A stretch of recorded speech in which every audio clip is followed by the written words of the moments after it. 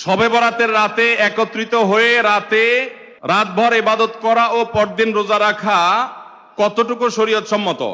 ভাইরা আমার, শবে বরাত উপলক্ষে রাতভর একত্রিত হয়ে মসজিদে ইবাদত বন্দেগী করা কোনো হাদিস দ্বারা প্রমাণিত নয়।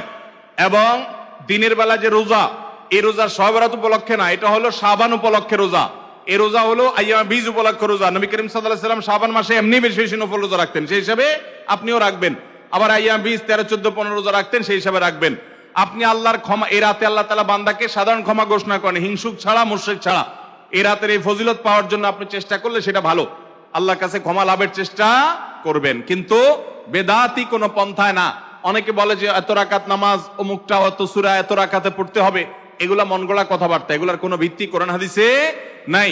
আবার অনেকে মনে করে হালুয়া রুটি খাইতে হবে, আতশবাজি করতে হবে, আলোকসজ্জা করতে হবে, শবে বরাতকে কেন্দ্র করে যা হয় তার বেশিরভাগই বেদাত এবং ভুয়া, মন গড়া ভিত্তিহীন, এগুলার কোনো অস্তিত্ব কোরআন হাদিসে পাওয়া যায়।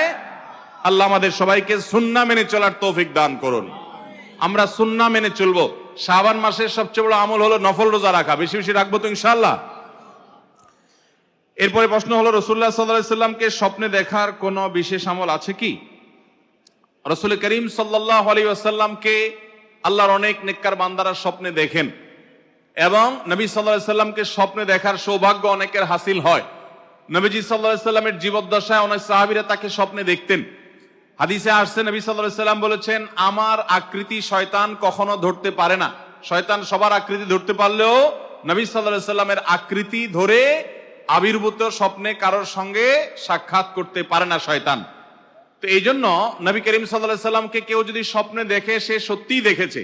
তবে এই হাদিসের ব্যাখ্যায় মুহাদ্দিস ওলামায়ে কেরামের অনেকেই বলেছেন যে এর মানে হলো নবী সাল্লাল্লাহু আলাইহি ওয়াসাল্লামের চেহারা যারা চিনতেন, যেমন সাহাবীরা, তারা নবীজিকে স্বপ্নে দেখলে সত্যিই নবীজিকে দেখছেন, শয়তান তার চেহারা বিকৃত করতে পারে না।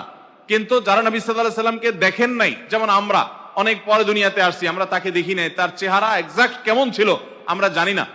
অতএব এই যুগের মানুষের জন্য সেটা প্রযোজ্য না।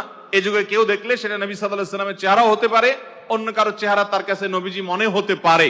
এটা এক শ্রেণীর উলামাদের মত। আর অপর শ্রেণীর উলামাদের মত হলো না, এই হাদিসটা ব্যাপকভাবে সকল যুগের জন্য প্রযোজ্য।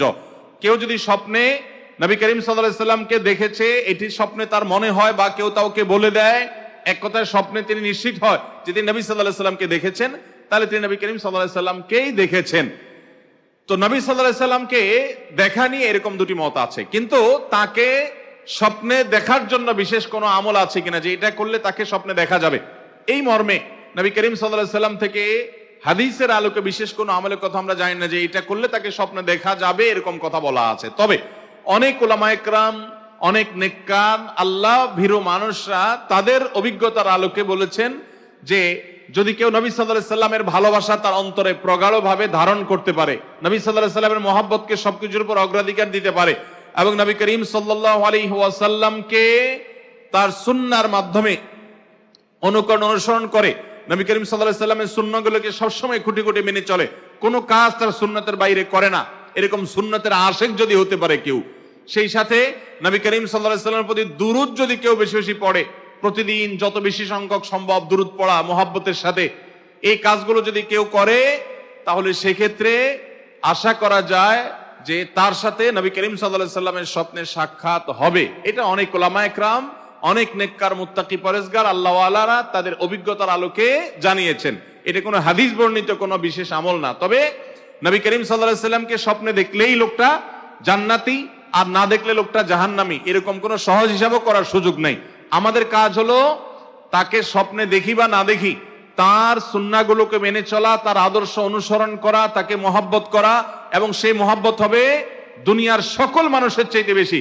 নবী সাল্লাল্লাহু আলাইহি ওয়াসাল্লাম বলেছেন, লা ইউমিনু আহাদুকুম, তোমাদের কেউ ততক্ষণ পর্যন্ত ঈমানদারই হতে পারবে না, হাত্তা কুনা হাব্বা ইলাইহি মিন ওয়ালাদিহি ওয়া ওয়ালিদিহি ওয়ান নাসি আজমাইন, যতক্ষণ পর্যন্ত আমি, অর্থাৎ নবী সাল্লাল্লাহু আলাইহি ওয়াসাল্লাম নিজের কথা বলছেন, আমি তোমাদের বাবা মা, তোমাদের সন্তান সন্ততি, সকল পৃথিবীর মানুষের চাইতে আমি সবচেয়ে প্রিয় যদি তোমাদের কাছে না হই, তাহলে তোমাদের ঈমানদার হওয়ার সুযোগই নেই। এই জন্য নবী সাল্লাল্লাহু আলাইহি ওয়াসাল্লামের ভালোবাসা অন্তরের অন্তঃস্থলে আমরা গেঁথে ফেলবো ইনশাআল্লাহ। আর নবী সাল্লাল্লাহু আলাইহি ওয়াসাল্লামের ভালোবাসা যেন তৈরি হয় ভিতরে, এই জন্য তার জীবনী সম্পর্কে জানবো, সিরাতের বইগুলো পড়বো। যত বেশি তার সম্পর্কে জানবেন, আপনি তার প্রতি ভক্ত, তার ভালোবাসা অন্তরে লালন করতে আপনি বাধ্য হবেন। অতএব নবীজি সম্পর্কে জানতে হবে, তার সুন্নাহকে মানতে হবে। এটা হলো মূল বিষয়। আল্লাহ আমাদের সবাইকে সেই তৌফিক দান করুন।